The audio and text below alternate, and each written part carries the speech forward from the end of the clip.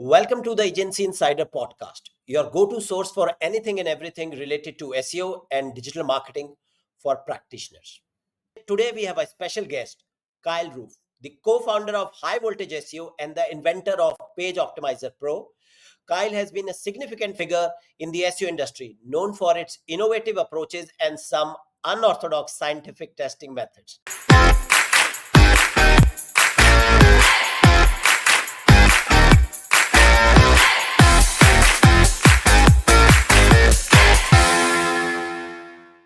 Welcome, Kyle. Thanks for having me. Happy to be here. So, Kyle, let's start with your journey in the SEO industry. Can you start by telling us a bit about your background and how you first got into the world of SEO? Sure. So my previous career, I was an attorney. I was a trial attorney, and I did divorce, custody, and support in criminal defense. And I did that for about 4 years, and then I was really burnt out and decided to take a year off. And I was looking for some of the lowest level of responsibility possible, and I found a job teaching English in South Korea. And then that 1 year turned into 5. And then while I was there, I started a company, and that company required a pretty complex website. I started with a Korean business partner. It took me a long time to find a set of guys that could do the site. And then once I had those, I realized I had a strong team with me, and I started general contracting websites, essentially kind of putting out bids to build sites. And from there, we got into SEO as part of like a continuing service. And I saw that I was a lot better at SEO than I was at general contracting websites. And so transitioned more into SEO. And then this was about 12 years ago. And my SEO career took off from there. Okay. So I'm sure SEO at that time was, Penguin and Panda update was coming around that time, and Penguin hit after a couple of years. You started. I came in right after Penguin, right in 2012. Okay. So what were some of the early challenges you faced in your SEO journey? And more importantly, how did those experiences shape your current approach? Well, something that I learned early on. So we started the agency in 2013, beginning of 2014, with my business partner, Andrew Steven. And, I think an initial challenge that everybody has is, getting clients, but a more meta version of that, though, is what makes you different? Why should people come to you as an agency? And really trying to figure out what our voice was. What is our brand? What message are we trying to convey? Because if you don't have a voice, or if you don't have a point of view, then you're probably just arguing or negotiating price, or maybe how fast you can deliver things. But you should really have a reason that people are coming to you. They should know that you offer this type of service, or you have this type of an approach, so that when they are using you, you're not just one of 10,000 SEO agencies. And we found, you had mentioned this unorthodox testing. The first place that I spoke, my first conference that I spoke at, was in 2015. And it was at that conference that I presented on testing. And I thought that I would be kind of showing what I was doing, and the people would talk about what they were doing, and to be collaborative. And about 5 minutes into the talk, I realized that nobody else is running tests like this.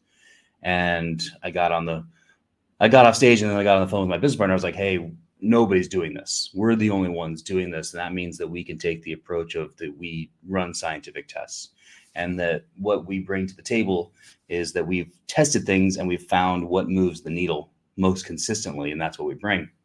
And initially we would say with clients, potential clients, hey, we know you're talking to other agencies, but ask them the results of their 2 most recent tests. And if they don't have that, that means that they're testing on your site. That means they're learning on your site. If you feel comfortable with that, then go with them. But what we do is we test over here, and then what we bring to the table is what has the best chance to move the needle. And that got us kind of in the door and established as a brand that was doing something that was not just your regular kind of SEO agency. Yeah, that I think gives you differentiation as well. Yeah, exactly. The unorthodox, why I said, because I have been in Chiang Mai, and of course we have met there, and I have been in a couple of your talks, and also in Bali when you first presented there. That was also, I was there. So that's why I found them unorthodox. But yes, interesting. We're going to talk further about those as well. So I do remember that. That's So good. let's talk about Page Optimizer Pro, which we call as POP, I guess. Yeah. So yes, so you develop Page Optimizer Pro, and of course IMG Forum as well. So these tools and forums that have become essential for many SEO professionals. And yes, I am subscriber to both. Oh, thank you. Thank you very much. Yeah. That's great. So what was the initial inspiration behind creating Page Optimizer Pro? And what gap did you see in the market that you felt needed addressing? We were actually using another tool for on-page, a very big name tool, and we're having a lot of success with it, with the feature that they had. And they did an update and they took the feature away. And then we were without the thing that we were quite successful with. And then I was like, I looked around for a little bit to find something similar, and I found some things that were similar, but then I realized, we had figured out something so good here, and I don't want to be beholden to another tool where they might take that feature away. And so I was like, let's just see if we can do our own. And so I wrote an algorithm on determining like how many times to put terms in different places, and I'd run all the tests and just found the things that Google's looking at. And initially, the first few times we did it by hand, kind of basically going through and counting the terms and then doing the math by hand, and then it worked.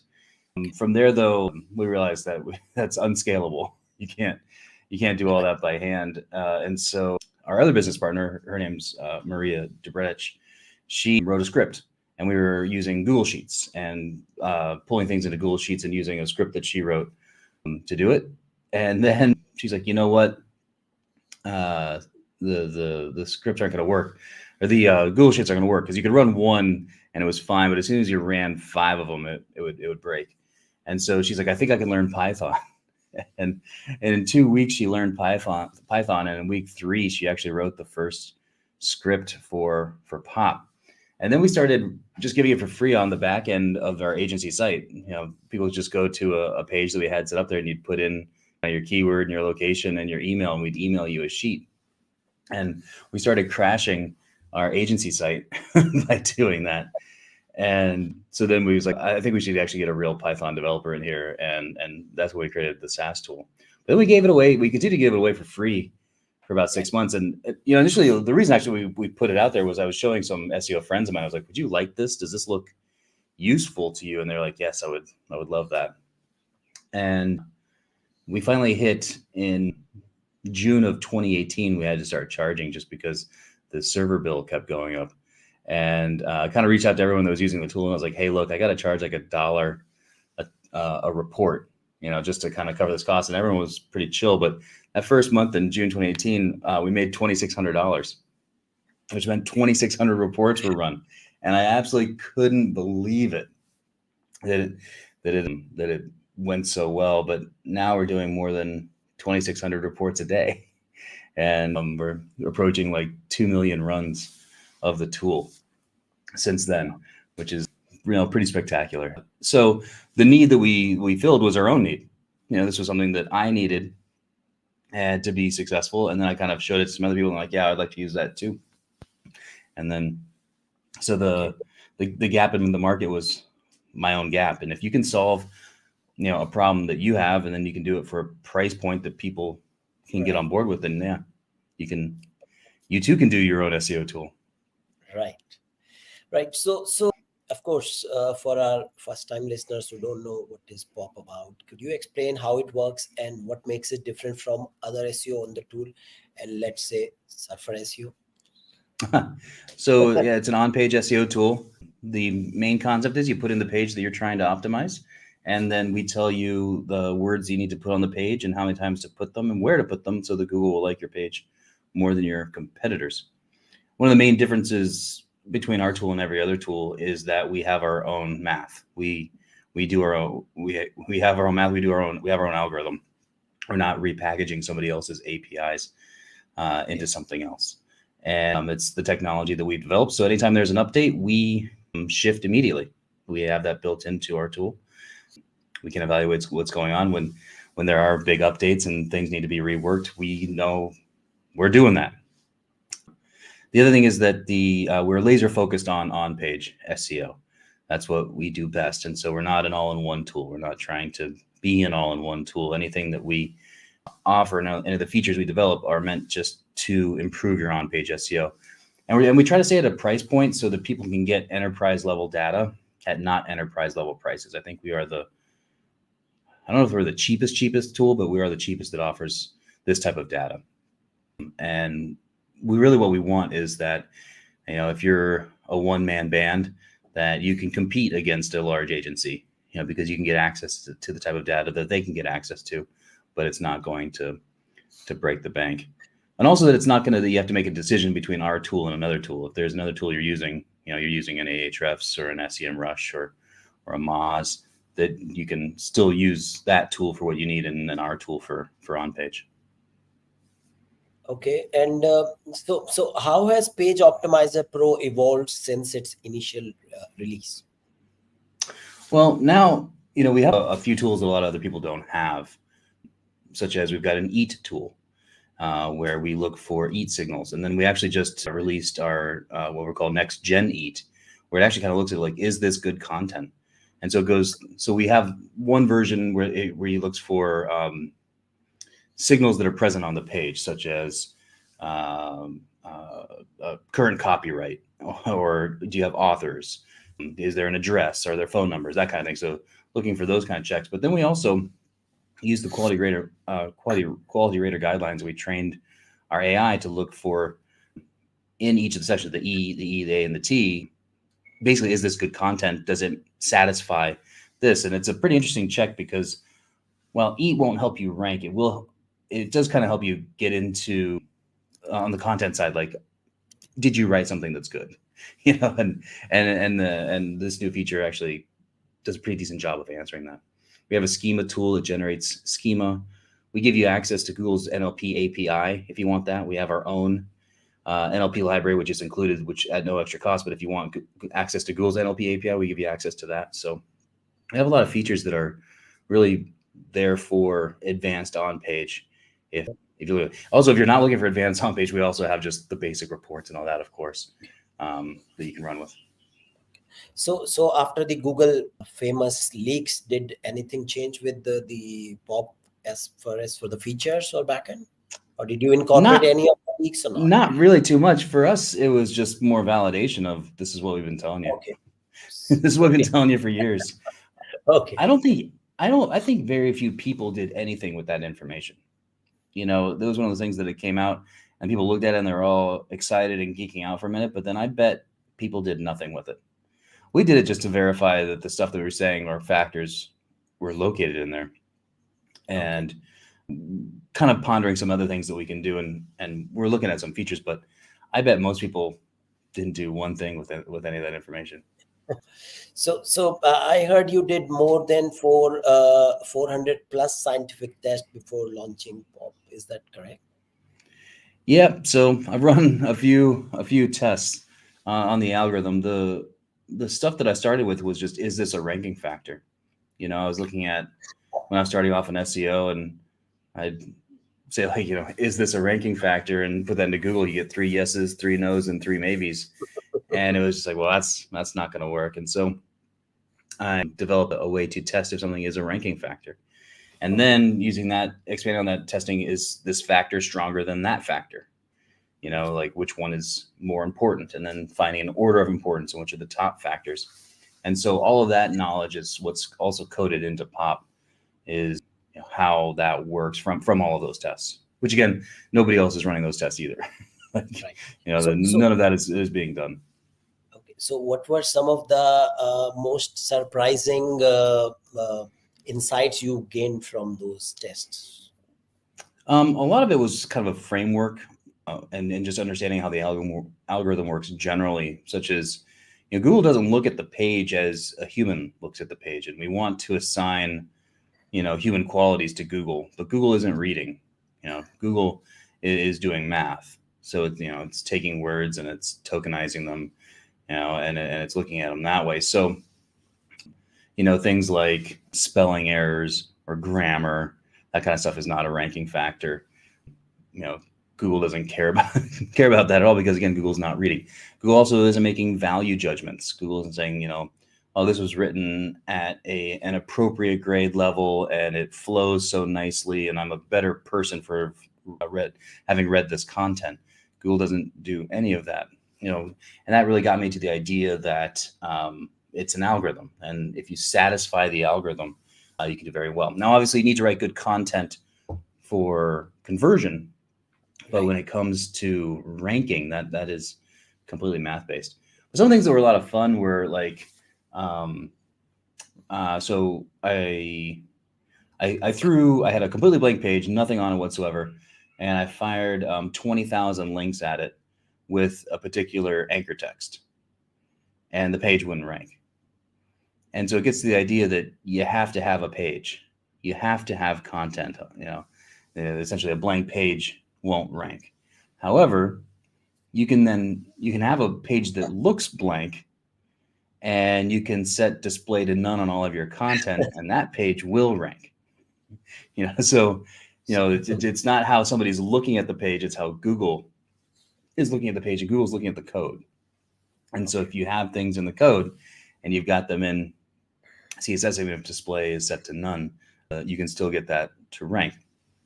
That's also a big thing that a lot of people don't really understand at all, is that if there's something in the code, Google's probably looking at it and considering it. A lot of people will say, oh, Pop's word count is off. It'll say, within WordPress, it says I only have 1,000 words. I'm like, well, you might only have 1,000 words in the body, but however your page builder is set up, you probably have a lot more words than that, and Google's considering all of that. And it's a concept that a lot of people don't quite understand, that there's a lot more text that Google's going to consider than you actually see with your eyes. Right. So this display none still works? I'm sorry? Putting display none still works? Yeah, I did it just a couple months ago. Okay. that was the big thing too. Like, when people talk about like after HCU or after the March core, everything changes. Nothing changes. The algorithm stays the same. They pull some levers and turn some dials. And I think especially with the last 2 updates, what they were really doing was manually going after sites that they just didn't like. But it wasn't like a huge algorithm change that all of a sudden SEO is done and it's like some AI god is now, evaluating all the pages. It's still the same bots. It's still the same algorithm. All the stuff, all those things that were factors in 2015 are still factors today. And so there is a concept about TF and IDF, right? So TFIDF, yeah. Right. So can you explain the concept of TFID? Because I think a pop utilizes it, right? So how does that we do offer a score if you'd like to see a score, but so TF, it's term frequency divided by inverse document frequency, and it's the basic idea of, if you have a whole bunch of, let's say you were trying to find a book about giraffes, and there were 10 books that they were there, and one book had giraffes 100 times and all the other books had giraffes 1 time, it's more likely that the book you want is the book about that has the giraffes 100 times. So the term frequency, it's used more, and it's used only in one book, is the idea of term frequency divided by the inverse document frequency. There's only one document that has it 100 times. Now, what that means for SEO, though, is that as terms are used a certain amount of times in certain places, Google can determine what that page is about and which page might be the best option for them to show. Now, do you remember when there was the Yandex leak a little while back? So Yandex is trying to model what Google is doing. And I think when they first did their thing, they actually grabbed some Google engineers to put things together. And what it looks like Yandex is using is called BM25, and that's basically TF-IDF plus word count. And that's a lot of the math that Pop is doing, is something similar to that. It's a bag of words model, meaning all the words are just going to the bag and then you're pulling out frequency. But it is kind of like instead of one big bag, it's like bags, mini bags, because there's, the body of your site, there are the titles of your site, there's the subheadings. Those are all different sections that Google's looking at. Okay. But then taking word count into consideration from there and then getting your term frequency is a pretty decent way of determining what Google will like. And then, I mean, it's a really good predictive model. So if Google's not using that exactly, whatever they are using is pretty close to that. And it gets you into the ballpark to get pretty good math for how to do your on-page SEO. So because a lot of people one page SEO is just not one page. So a lot of now people talk about topical maps and everything. Is that also a factor where people talk about, because there's a lot of chatter online which talks about you should have topical map, topical authority, and whatever topical. So does that also is a factor now? I mean, for ranking one page, probably not. Google doesn't rank websites. Google ranks web pages. And so having topical authority isn't necessarily going to help one page. That's going to help all boats rise on the site. So the site has more authority. And that's going to help your page. And then also, if you have pages that are gaining strength because they went after terms within that, say, that cluster for you, within that topical map, they're going to be terms that are going to be faster to win. Those are going to get impressions and clicks. They're going to build their own authority. If you have good internal linking, that's also going to help your target page. Simply having that, though, isn't necessarily going to help you rank. You still need to have a page about a particular topic. You have to optimize for that topic or concept or keyword. And then I do highly recommend doing topical maps from there, because that's going to build your overall trust and authority for the site. And that's going to benefit that target page. And of course, the internal linking also with a similar content plays a role, I guess. Only makes sense to do it that way. Right. Because at the end of the day, that's also good for humans. Right. So they come in and they find the answers to the questions they have, and that's what being a topical authority is that is your site the place to go to get answers? And so having things clustered in a way that makes sense can only help you. Okay. So besides Page Optimizer Pro, which other SEO tools do you use or recommend? When it comes to like reporting, I'm just using Search Console and pulling it into Looker Studio, formerly Right. Data Studio. All data is bad data when it comes down to it, and the stuff from Search Console seems to be less bad.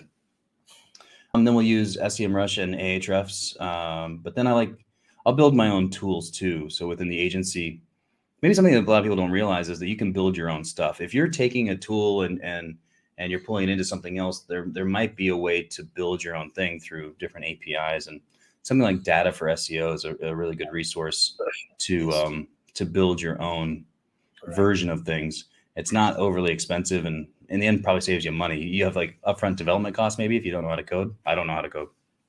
But if you're getting the data that makes things better for you, you probably end up saving time. And once you're kind of running your own reports, and if you're doing good SEO, then you're making more money there too. But that's also really useful. Yeah. So we recently used Data for SEO to build our own tool, and the cost of running is almost $100 a month. And we are running it for all the clients. We are running technical. We even integrated Google Search Console. That's free. You get the API. Yep. So everything comes into it. It's all free. So it doesn't cost us running more than $100. And maybe right now it's even on a shared hosting. It works fine. Yeah. We're just pulling the data, so you don't require resources. I think if you want to make yourself a mature agency, like if you want to go from freelancer to small agency, now you want to become a mature kind of medium-sized agency, it only makes sense to me to build your own tools. I think more sophisticated clients are expecting that. They don't want to see a screaming frog report. They don't want that. They want you to pull in everything into a report, and it should be more proprietary. And there are a lot of tools that I do, but Pop has an API too. You can pull in if you want that data as well.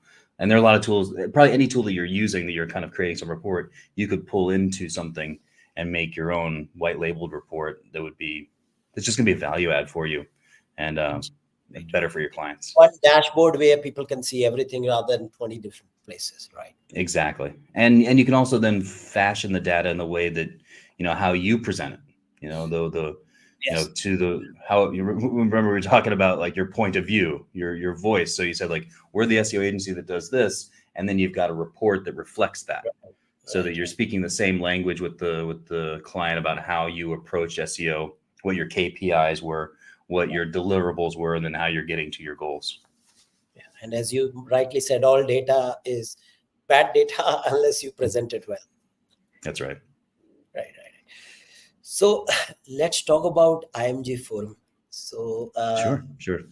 you are also a co-founder for the Internet Marketing Gold IMG Forum, which has become a popular platform for SEO professionals. Can you tell us about the origin of the IMG and how it's contributing to the SEO community today? Initially, it was just all testing. And what we realized is, well, people really like that. It's not enough to keep people around, because you learn something interesting and you're like, oh, that's cool. But what we realized is that people really want to learn how to do SEO, or they want to learn how to like take that information and apply it. And so we've transitioned a lot more. Excuse me, I'm so sorry. So we've transitioned into not just tests. The test is a much smaller aspect of the platform, but now I think I have 4 or 5 courses in there. I've got an on-page course, I've got a white hat course, and I think we launch about a course a month. So it's a very, very new information, and it kind of covers a lot of different topics within SEO, and from stuff that kind of some standard stuff to like how to do link building, in 2024, to like parasite SEO, which is pretty hot right now, and CRO for SEO, that kind of stuff. And it ranges from beginner all the way up to advanced. So there's kind of something for everyone there. There's just a ton of information. And then there's a form you can, if you want to ask me questions for $97 a month, you can pretty much ask me all the questions you want. And Okay. I personally answer all of those. Okay. So, and for those who may not be familiar, what are the key benefits of participating in the IMG Forum? If you can let that know, and how does it help SEO professionals stay ahead in such a rapidly developing field? Well, I think just having a place where you can ask a question, and one, you're not going to get attacked like you would in like a Facebook group, and free groups are free for a reason. That's not to say there aren't good groups out there, but it's a place where you can ask a question, even if you think it's a stupid question. It's a safe space to ask that stupid question. Okay. And the people that respond are good. There are several people that are regular contributors, and then of course I'm there just about every day, and you can get some decent answers. Okay, so how many members does the IMG Forum has now? I think there are like 3,000 active people in it now, something like that. Wow. So people come and go. There's a whole kind of thing of people coming and going, but it's somewhere around there, I think, is the number that is what we consider active. So I remember you offering a lifetime deal for just some few minutes, a few hours. I think it was for a day. So I went out and grabbed it. Oh, right on. Yeah, I think did we do that for Black Friday, or did we do that for end of year? One of the two, I think. Yeah, it was one of the, you just said you would never do it again. It's just one time. And it said, maybe it's just like lifetime. I said, why not? Yeah. We might have lied though, because I think that went really well. We might do it again this Black Friday. We haven't decided. Okay, but in the moment though, our thought was that was going to be the one time, but we could do it again. Okay. Now, let's talk about SEO strategies and insights. Of course, you've been known for some unconventional SEO experiments like ranking Laura's Ipsum pages. And can you share one of your most memorable experiments and what it taught you about Google algorithm? Well, I listed a couple that earlier that kind of stand out. It's one recently that I enjoyed. After the March core update, Right. People are saying that backlinks are done. Backlinks don't matter anymore. That was a big thing that was going around, that Google eliminated the need for them, and that nothing will work. So what we set up were PDF pages.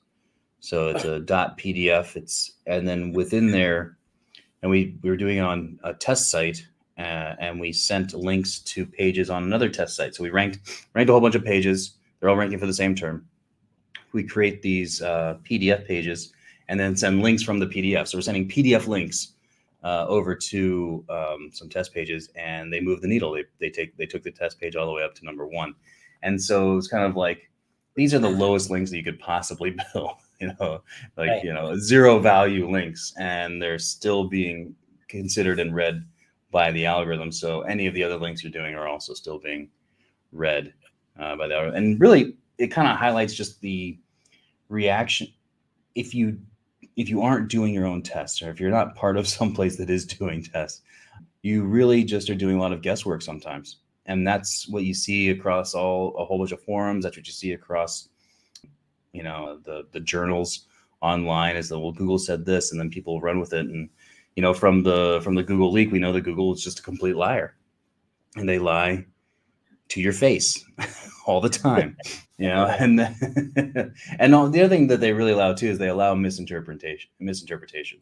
They'll send out something vague, and they'll just allow people to run with it. And that's where people come up with the idea that, backlinks don't run anymore. They're like, oh, Google said this, and they interpret it that way. And then they'll say that. So, but we can go check it out. That's what's really annoying, that you can literally go check it out. You can try it and see what happens. And it doesn't have to be like a super scientific test on all these things too. Just try something. Have a site that, isn't your money site, a site they don't care about too much. And when you see a new technique, or you hear somebody say like, this works every time, try it on that site and see how it goes. And you're going to learn so much more than, just following somebody else's guesswork. So usually one of the very common questions which come across is, once you build a link, how much time does it take for Google to factor it? And usually it seems like a 4 to 8 week kind of experience, doesn't it? For most links, maybe 6 week as an average. Somewhere in there. 6 weeks. Right. Yeah. Yeah. I think it takes at least a month plus for the. Right. But then, like in some of the tests that we run, when there are not a lot of factors going on, it can be a matter of days. As soon as the link is scrolled. Okay. A big one that I did with Linkify. Okay. We did a no follow test. Because people say that like no follow links don't pass juice, and we found that they do under the right conditions. And the right conditions are if the page has traffic. If the page has organic traffic and referral traffic, that will pass juice. But that test page moved very quickly. Almost as soon as the link was placed, it moved. So I think it was a matter of a week for that to go. I think more than anything, I bet it's just a cache state, Google crawling and factoring the page that did it. So that was quite quick. Yes, because I still believe, I always believed no follow has always matters. They are as good as do follows, as you correctly said, as long as those pages are getting traffic. That's right. Right. Now, how do you design and conduct your SEO experiments to ensure reliability? Well, the biggest thing is let's say you run a test and you get a result. You want to repeat that test 4 or 5 times to get the same result. And that's time consuming and difficult. The better way to do it is to test in the inverse, meaning you test the other way. So in a link example, you point a link at a page and it goes up. So that's a positive factor. Then you want to take a scenario where you've got links already coming in and you remove a link and you see if it drops.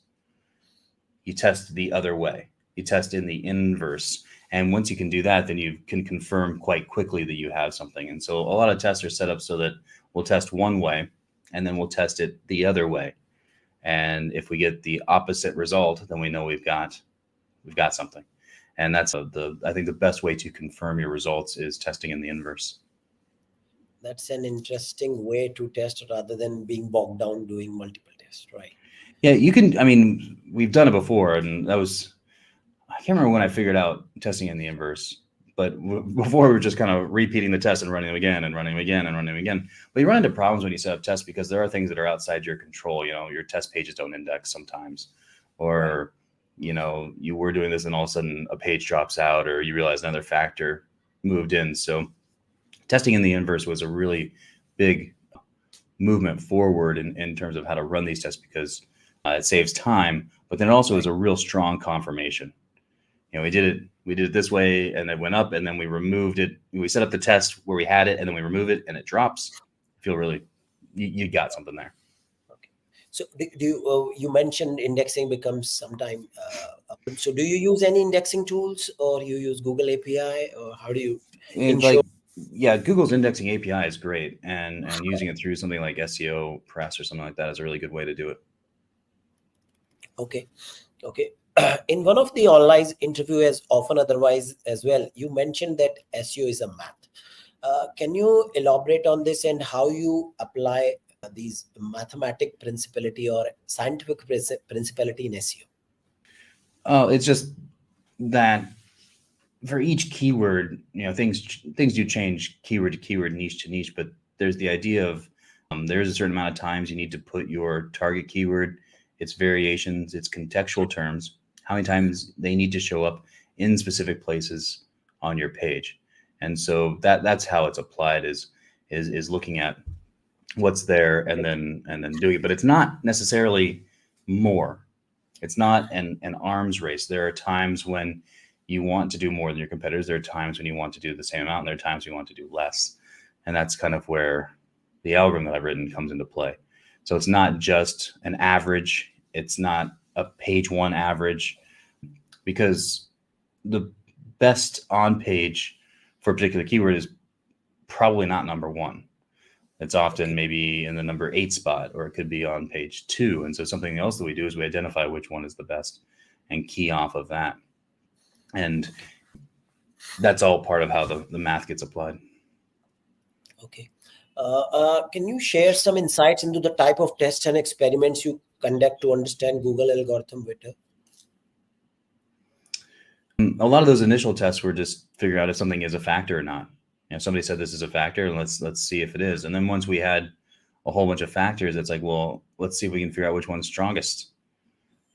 It's the title tag. Is this the strongest one? What's the next strongest? It's the H1. And then you've got H2, H3, H4. Something that's interesting is H1 is stronger than H2. H2 is stronger than H3. H3 is stronger than H4. And then that's as far as it goes. Google doesn't care about H5. And that's all knowledge that comes through testing and through getting in. So there are other people that, like within IMG, that will run tests. And one of the fun things is that the tests that I run are just questions that I have, or problems that I've got, where maybe we're working on a client situation or somebody's consulting with me, and well, let's run a test. Let's see if we can figure something out. Or often people will come with an issue with POP and say, hey, a competitor's doing this weird thing. Is that a ranking factor? Should we be concerned about that? And we can test those kind of things. So almost all my tests are solving a real world problem or trying to get knowledge that I need. And then we'll either kind of plug that into POP, or we'll use it on the client side. All right. Now, of course, let's talk a bit about AI. I mean, how could any podcast of SEO not have an AI? So with the rise of AI in content creation, and how do you see AI impacting SEO strategies in the coming years?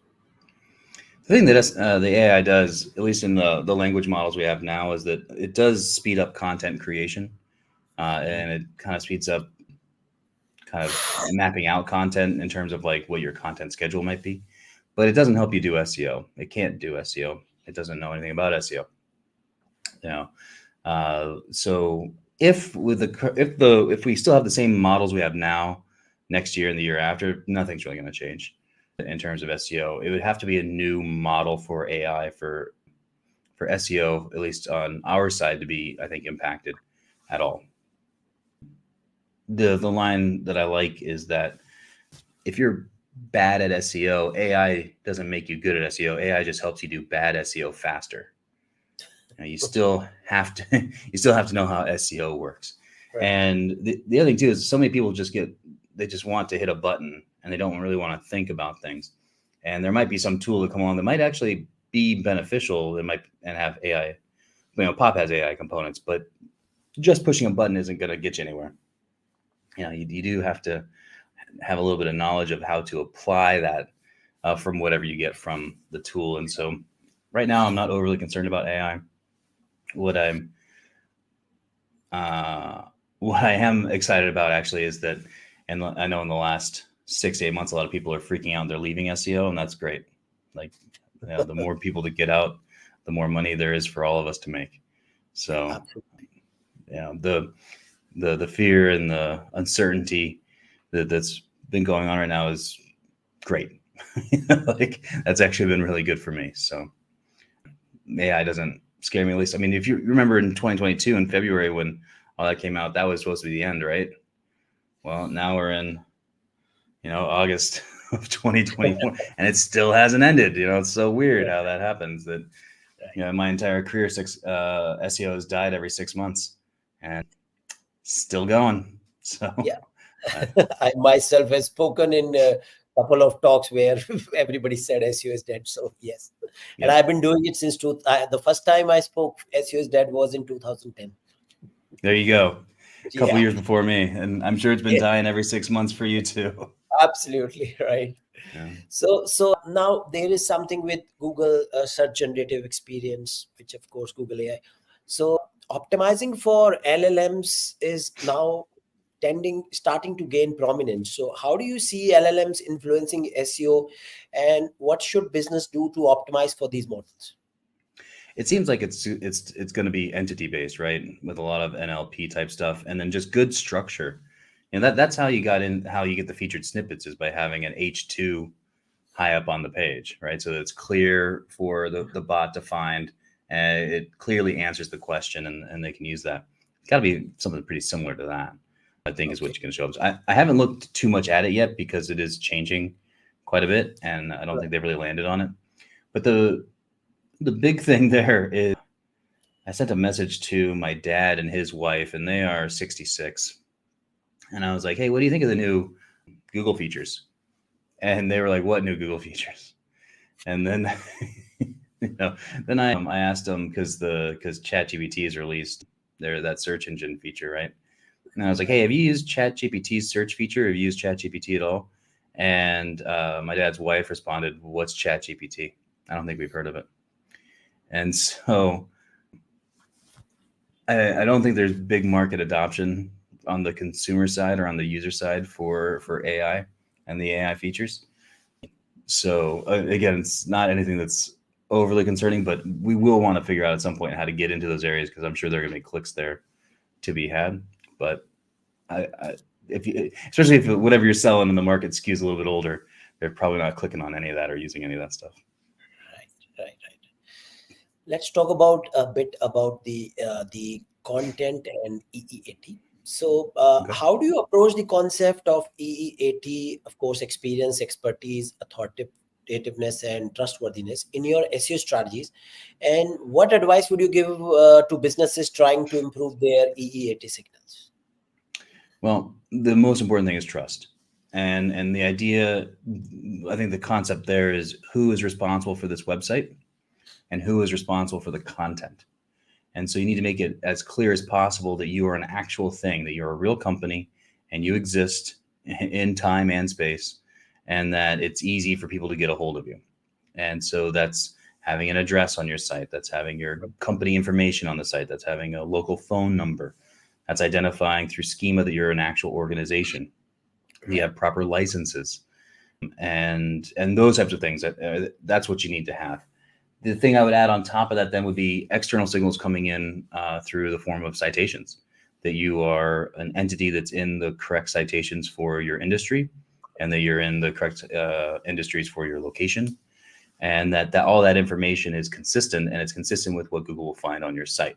And I would also toss in, it's a good idea to do your Google business profile, formerly known as a GMB, but get that done and make sure that you're submitting all your stuff to all the Google entities that you can, that you've got your YouTube page set up, stuff like that. That's all kind of connected within Google's sphere. Make sure all that information is accurate, and then just present yourself as real as possible to a bot.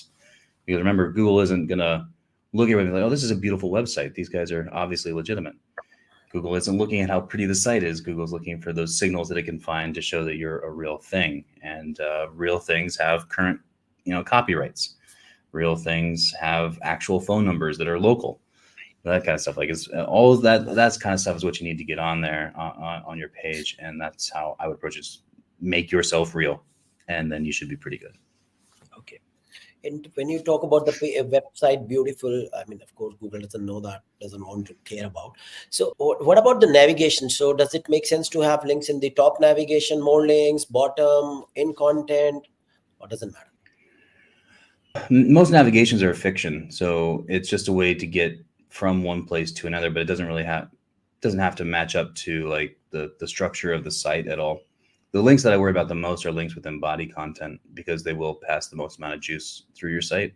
And I like to set up virtual silos. So the idea is that you've got a target page, and that's the one you're trying to push up, and you have supporting pages on the site that you built to support that target page, and kind of link them together, and then link to the target page, doing that within body content. From there, I don't really stress too much about links that are in the header, the sidebar, or the footer.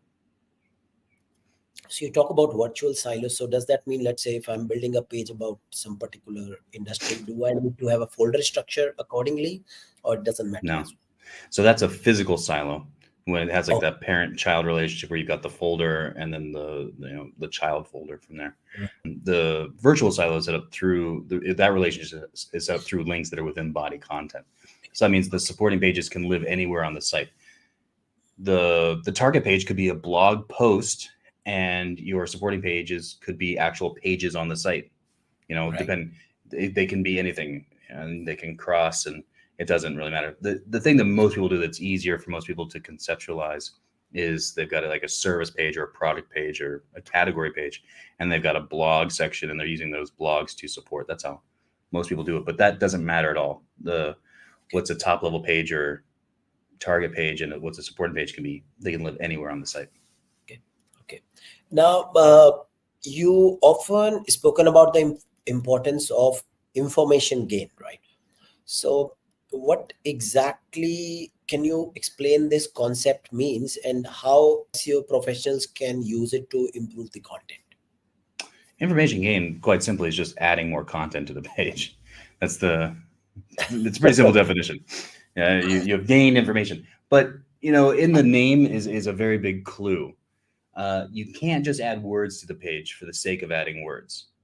Okay. So you've got a page about vacuums.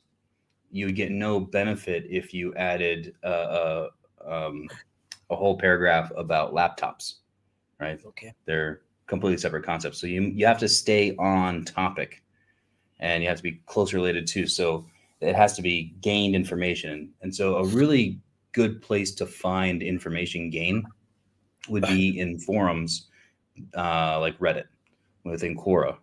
And I would actually look for questions perhaps that are not necessarily in people also ask.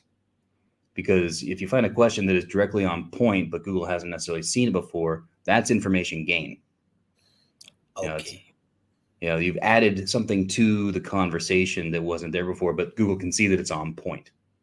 So you didn't go off track and answer a question about the laptops. You're still within like the best vacuums of 2024, but it's a question from a forum that hasn't been answered before because you don't see it in a PAA. So I would take that type of approach. Okay, so when people are writing FAQ, it's better to go and have a look in the Reddit rather than the PAs. I would do both. I mean, but like when you're looking for probably that's a good point. Most of what is on the page you probably want Google to be familiar with, right? And then maybe 10% of it would be that information gain. Just a little bit from those forums. So I would take the majority of my stuff from like people also ask, things that Google clearly already knows, stuff that's already on competitor pages. So Google's Reddit expects it. And then a little bit, maybe 10% of it from something fresh. Right. So of course you run an SEO agency as well. So do you handle both enterprise as well as small businesses, or just enterprise client? So we've had a merger with another company, and so now I'm on the board of the company, and I've sold a healthy portion of my stocks or my shares in the company. So I am still there, but on the board. So I'm not running the day-to-day of it. And but when I was running the day-to-day of it, yeah, we would do from small to business to enterprise. And then we kind of set a number where we didn't really want to go below $2,000 a month for clients. And then that does weed out certain types of clients where we were doing some local, but it's kind of bigger local than your regular mom and pop local, because a lot of mom and pops can't really afford the $2,000-3,000 a month. So that just kind of naturally moved us into certain areas. We do a lot with fintech, insurance, stuff like that. So could you share some real world examples of SEO strategies you have implemented that have led to significant results? One of my favorite stories is we got a bank, and they were a brand new bank, and they were a completely online bank. So it's a bank that doesn't have any branches, and they now sponsor an NBA team, but they were not sponsoring an NBA team at the time. And we're sitting there and we're like, nobody knows who we are. And we were the outside consultants. So they had a great SEO team in-house, and it was really a lot of fun to work with them. But something that we're kind of brainstorming, how do we go against Wells Fargo and PNC and Bank of America and those types of banks? And what I realized is that Wells Fargo does not optimize for their warts, the things that people hate about them. And neither does PNC, and neither does Bank of America. And so we started optimizing for terms for like Wells Fargo checking fee, because somebody would get their bank statement and they'd see a $25 fee on that statement, and they'd be like, what the hell is this? And so they would search, what is this thing? So we had a page for it. We'd explain what it was. We would not disparage Wells Fargo at all. We just explained, here's how you got that fee. Here's how you got that charge. Do you hate that charge? Because we don't charge it. We don't have that kind of a thing. Would you like to, maybe you should consider switching.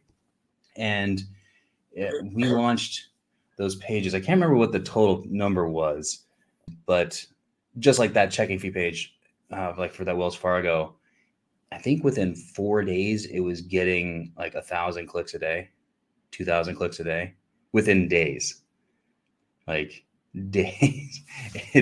And those pages converted. They were fantastic. It actually went so well that the legal department ended up taking them down because they were concerned about some random lawsuit from the bank. So it was too successful. They got really super nervous about it. But that was a fantastic find, because you can apply that to just about any campaign you're working on when you're going up against somebody else. Whatever people hate about that company, they know it, but they're not optimizing for it because they're just trying to ignore their problems. And so that's an opportunity for you to build pages around that. And you don't have to disparage them at all. You just explain what that issue is. We worked for another fintech, and they were going head to head with this other fintech, and which was error prone. It had a lot of errors. And so we started ranking for their error codes. So when people are like, what is this error code? And then we tell them how to solve it. And we'd say, like, here's how you solve that error issue. By the way, do you hate that error issue? Because we don't have it. And those pages did remarkably well, because you're getting people at a time where they're pretty interested in switching. Like they're having an actual issue with your competitor, and now might be the time when they're pretty happy to pull out their wallet and try your tool for whatever your trial period is. Right. Let's talk about the impact of Google Helpful Content update, which, as per Google, they might have reversed something, but I don't believe still so. So, of course, Google Helpful Content, when it came out in September, update has caused quite a stir. How do you see these updates affecting content strategies going forward? Well, I don't think those things are very algorithmic. I think they're mostly manual, and I think they were going after affiliate sites because Google's been hostile towards affiliate sites and content sites for the last 5-6 years. And so I think they just kind of had enough. But one of the things that I think they're really going after is doorway pages. I got this idea from Kazra Dash of Searcheroo. And, so a doorway page is where you rank for a term, best vacuums 2024. And then somebody comes to your site and they read about all the vacuums, like, okay, this is the vacuum I want. And when they click, they go somewhere else. So you fed them into this page by winning a term. And then as soon as they want to convert or they want to do the thing that they need, they have to go somewhere else. In this case, you usually send them like to Amazon, right? To Right. to make the Google hates that. It's not the experience that they want. It's bad for the user. It's not the best for a lot of reasons. And so I think that's what they've been trying to eliminate. So when you think about your content strategy, I would try to think of ways to make sure that I do not look like a doorway page to a bot. And so you can still have an affiliate site, and you can still do all of those ranking techniques, because the techniques themselves, the rank didn't change. It's just they're really focusing in on these types of sites. And so I would do everything that I can, and I would get creative so that you do not look like a doorway page or a site that's filled with doorway pages. And that's where my content strategy would change, is that I just don't want to look like that. But otherwise, just about everything else you were doing from then still works today. So what would you call Wirecutter then? I'm sorry? What would you call Wirecutter, New York Times site for the affiliates? So they have Wirecutter, right? Yeah, for the affiliate. The websites which big publication house has affiliate websites running Oh and yeah. ranking. So those still qualifies as a doorway page, but I think Google still ranks them. Yeah, not all of them got hit. So what I would do is I'd look and see what they're doing. How are they handling their links? How are they set up? And then that's probably what I would emulate. Are pillar pages and other long form content still as relevant, or is there a shift towards different content formats?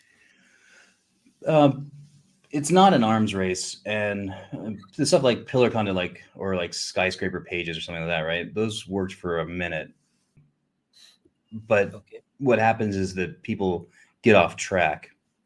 You can only write so much and stay on point. And what happens is, when you look at centerpiece annotation, if you have any portions of the page that are not on point, Google will then start to discount that page. And so the more that you have that's off point, the more the page is discounted. And so if you've got a pretty long, when most of the pages that are ranking for term have, 1,500 words, and you come in with 10,000 words, that's not a win, because you're probably going to get off track real quick, and your page is going to get discounted by Google. So what you want to do is you want to see what Google's ranking, the type of site that Google's expecting, and that's what you want to give Google. So if the competitors have about 1,500 words and you want about 1,500 words, so you don't want to go in for some massive, 5,000 word page when everybody else is only doing 1,500. So the role of backlinks, of course, we both know backlinks still work, and I don't believe in any near future they are not going to be a ranking factor. So how crucial are backlinks in today's SEO landscape, especially after Google recent updates? I mean, I know the answer, but I still have to ask. I don't think anything changed in terms of how effective or not effective that they are. And so if you have techniques that work, they still work.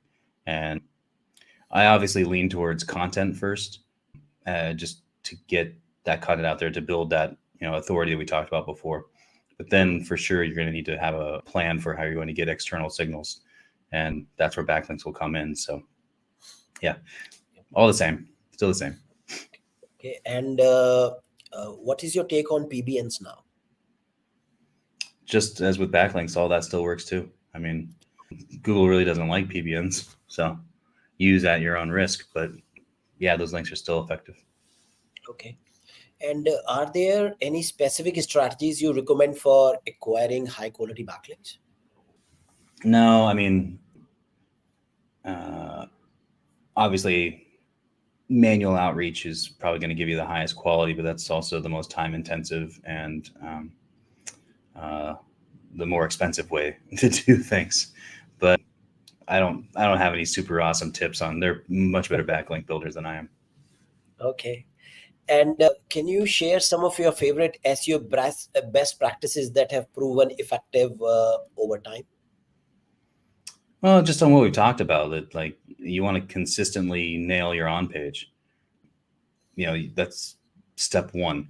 And you can also out research your competitors a lot. If you've seen my white hat course through using avalanche theory, that goes a long way. That does great. That consistently works.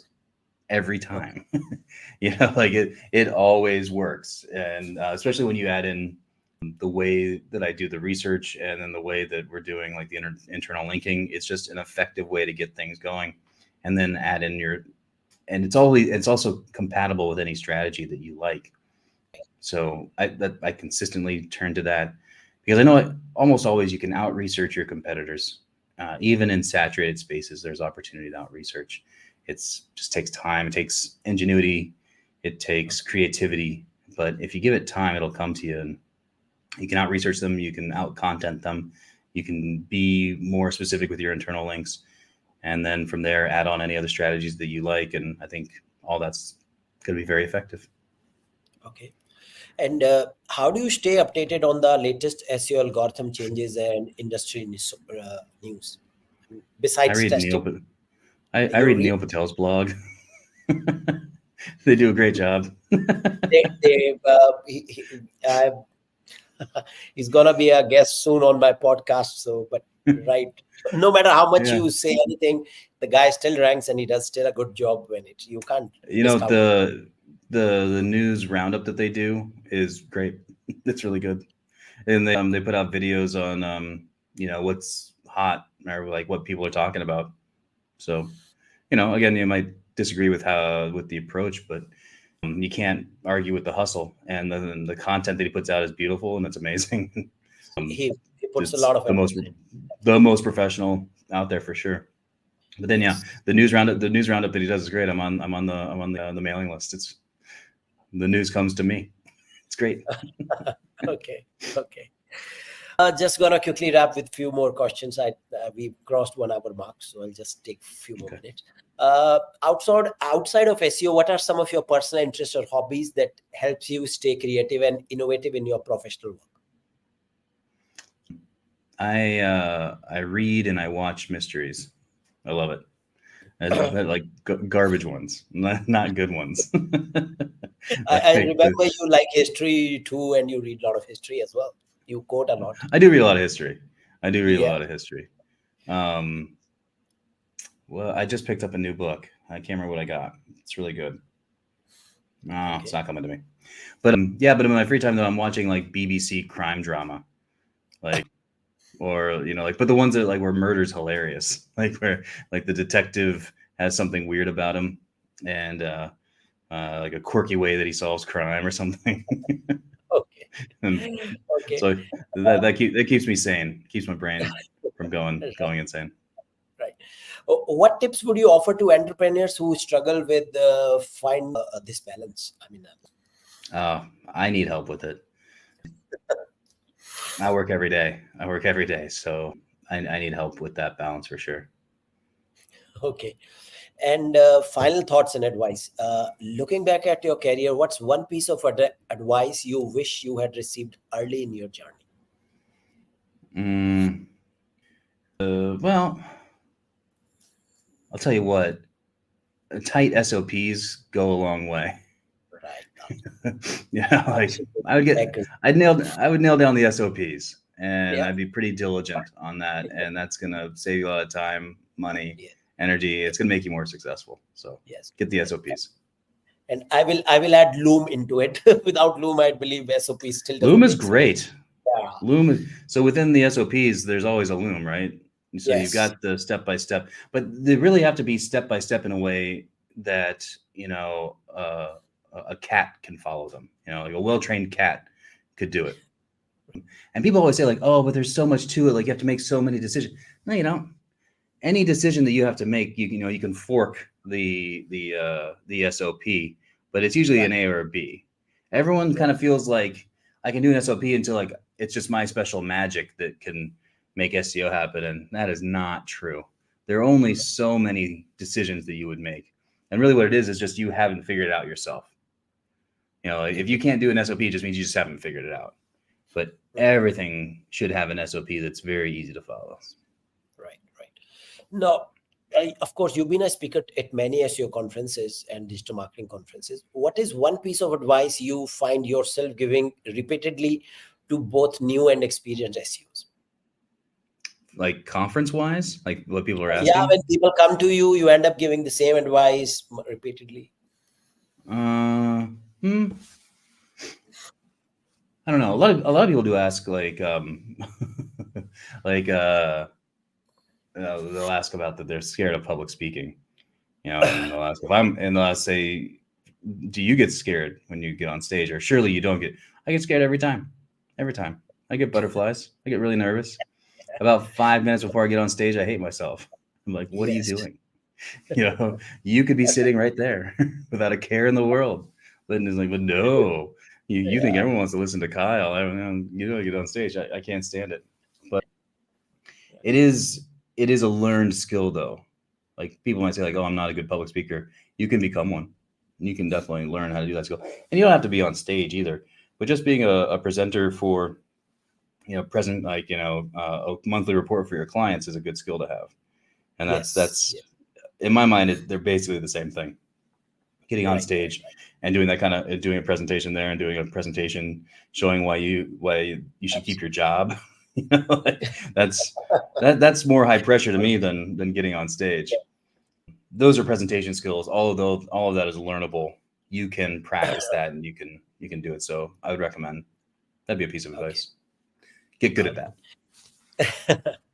that. Any favorite books you would like to recommend to our listeners? I really like The Algebra of Happiness by Scott Galloway. Okay. It gets into how can you strive to be a high income earner and have a very successful business and also live a good life. And I think there's a lot of great knowledge in there. If you're looking at getting into the SaaS game, which I recommend, that's pretty lucrative. I would read Lost and Founder by Rand Fishkin. He gets into a lot of how he got voted out of his own company Yes. and some mistakes he made, and kind of gives a small peek into the VC world. And I read that book not too long after I started Pop, and I can tell you every year when we talk to a VC company, it's all the same. It's all the exact same thing that he went through, and that when we Okay. talk to VC guys every year, it's all the same. Those are two good books. Okay. Okay. Thank you, Kyle, for sharing your insights and experience with us today. And of course, it's Yeah, been a thanks. pleasure having you on the show. For our listeners who want to learn more about Kyle's work, be sure to check out Page Optimizer Pro and his courses at Internet Marketing Gold, and also keep watching for the Black Friday deal if that comes through. And That's right. and that concludes this episode of the Agency Insider Podcast. Be sure to subscribe for more insights into the world of digital marketing and SEO. Until next time, cheers.